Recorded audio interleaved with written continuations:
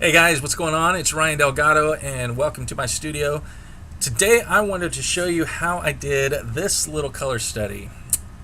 Now this is just a small scrap piece of linen that I had lying around, and I wanted to do just a small little landscape color study using just the Zorn palette. And just as a refresher, the Zorn palette is a limited palette made up of black, white, yellow ochre, and cadmium red. Now, right off the bat, you can probably see what the challenge is with painting a landscape with just those colors. You don't have any green, you don't have any blue.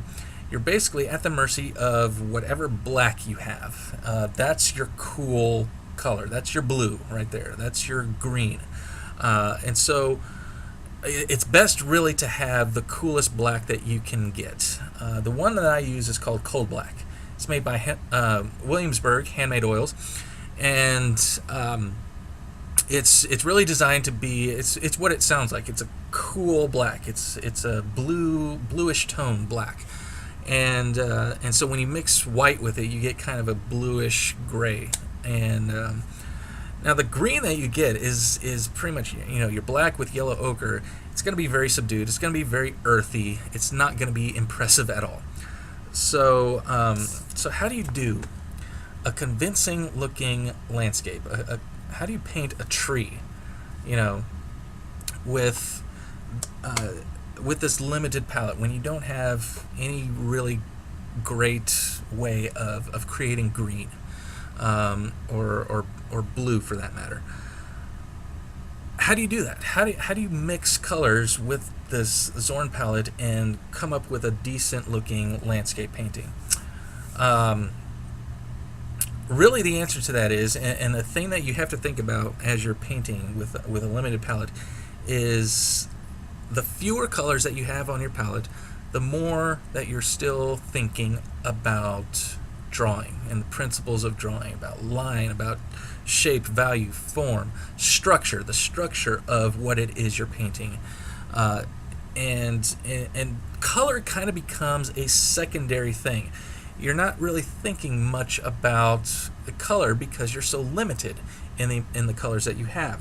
So so as you're painting, the thing I was thinking about this entire time as I was painting this was, okay, I don't have any green, so I'm going to compensate by focusing more on value, by creating light values and putting them next to dark values, and just thinking about the structure of this tree,